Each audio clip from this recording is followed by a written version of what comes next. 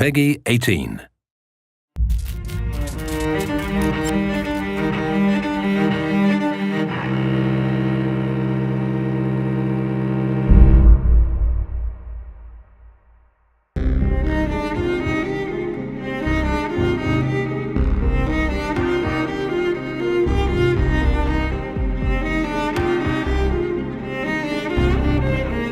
Ce qui est très intéressant avec le vampire, justement, comparé aux autres créatures surnaturelles, telles que les loups-garous, les ghouls, c'est que le vampire, il a conscience d'être une créature, d'être un prédateur, donc il réfléchit.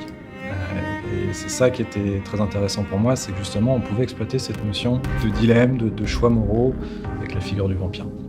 Donc Jonathan, lui, c'est un médecin brillant qui fait beaucoup de recherches sur la transfusion du sang. Et donc c'est quand il revient à la fin de la guerre dans son pays d'origine, donc en Angleterre, qu'il se fait mystérieusement transformer en vampire par un inconnu.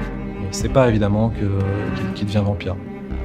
C'est peut-être très intéressant pour nous d'amener un personnage qui est persuadé que la science va pouvoir tout expliquer un jour et qui tout à coup devient une créature surnaturelle qui doit se confronter à l'idée que finalement les ténèbres existent, le surnaturel existe, et il doit revoir l'ensemble de son rapport au monde.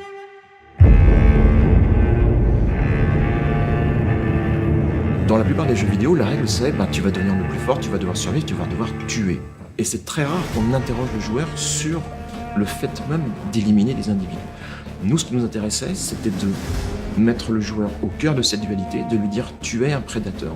Tu vas rencontrer des gens qui vont t'exposer leurs problèmes, leur vie, leurs amis, leurs inquiétudes, leurs soucis. Et c'est toi qui vas devoir décider de les épargner ou pas. Mais on veut que tu t'interroges tout le temps sur le fait que tu vas prendre une vie.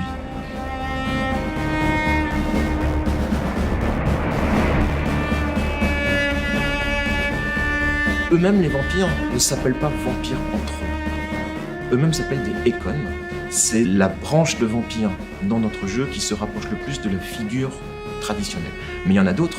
Les Vulcodes, par exemple, sont des vampires beaucoup plus bestiaux, primitifs. Ils ont un sens aigu de la territorialité. On a d'autres créatures qui sont beaucoup plus discrètes. Les vampires les appellent des Skalds.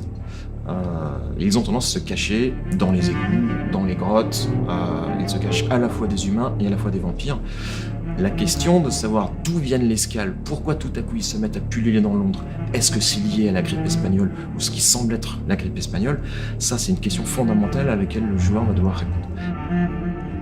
Alors Vampire, il est dans la catégorie de ce qu'on appelle les AA, donc qui sont des jeux avec des budgets moyens. Les avantages, c'est que par rapport à un jeu AAA, on va avoir peut-être plus de liberté créative. On va pouvoir tenter plus de choses, prendre plus de risques. Et ça, c'est quelque chose de très important. Donc on veut que chacun de nos jeux se différencie par leur atmosphère, par leur mécanique de jeu, et créer une identité qui est vraiment unique. Il y a une vraie identité chez Dontnod, une vraie recette sur laquelle on travaille depuis très longtemps, depuis la création de Remember Me. Et c'est pas quelque chose qui est simple à faire. C'est savoir raconter des histoires liées avec un gameplay innovant. Dans un jeu, à part si le jeu est strictement linéaire, tu vas pouvoir offrir aux joueurs la possibilité d'influer l'histoire, de modifier le cours du destin du personnage que tu contrôles et des personnages autour de toi.